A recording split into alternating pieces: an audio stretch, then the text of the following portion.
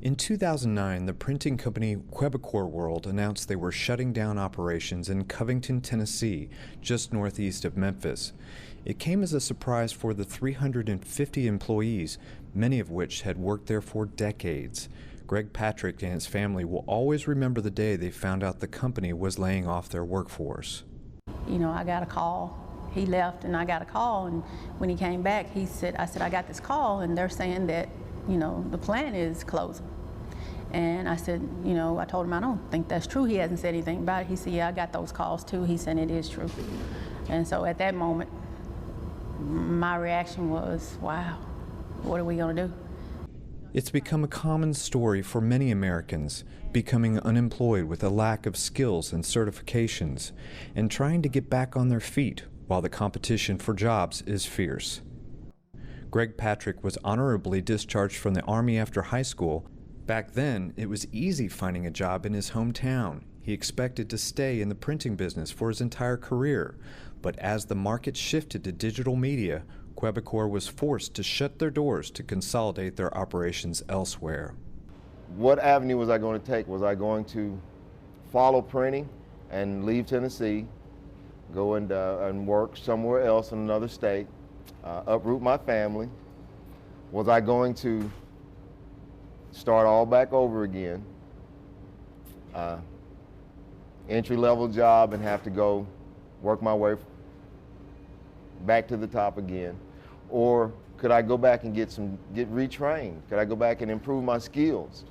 Patrick was eligible for Trade Adjustment Assistance, a federal program that helps workers whose companies are affected by foreign trade, making him eligible for career counseling at a Tennessee Career Center, a tax credit on health coverage, wage subsidies, and most importantly, an opportunity to attend classes at a Tennessee Technology Center.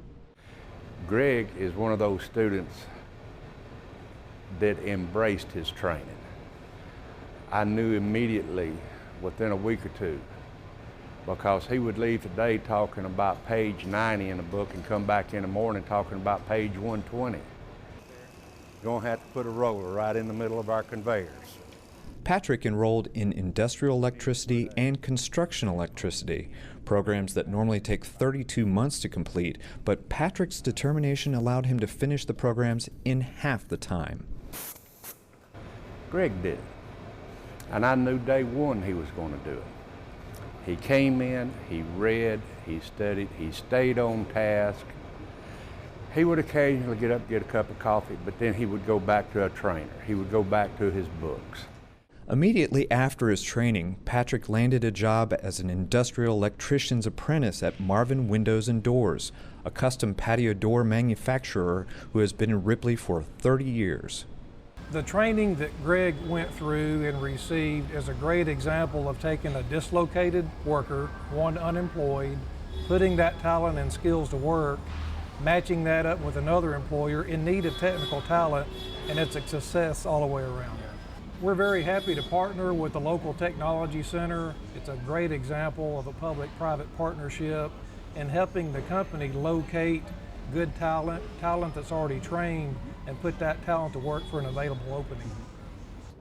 Coming from leaving a place that was closing down and the hardship that not only myself but a lot of us felt, it was so great to come to a place where you were made to feel very welcome, made to feel cared for, made to feel like that there was a bright future. One of the questions that I asked is, when I came to Marvin and interviewed for the job is I kept asking, how do you feel about the future of Marvin? Where do you think Marvin is going in the future? And I only got positive feedback when I asked that question, honest, positive feedback.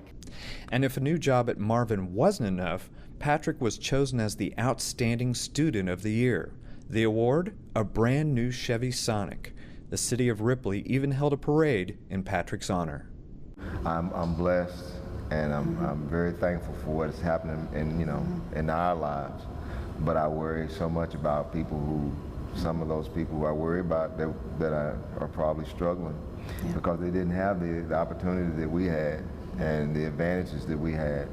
And that's the main, if we can do anything, if we could tell somebody about the programs that are out there, the things that are available, the opportunities that are available for people, if you're willing to go out there and go for it and try and work hard and take a chance and let somebody take a chance on you and put yourself out there, you can, you can have success. And that's what this has done. I mean, it has put us right back where we were before he got laid off. Actually, we're in a better position because now he has a skill and he has something that he can take with him wherever he goes. And it's not dependent on whether the company stays or goes, but it goes with him. And that is something that you really can't put a price on.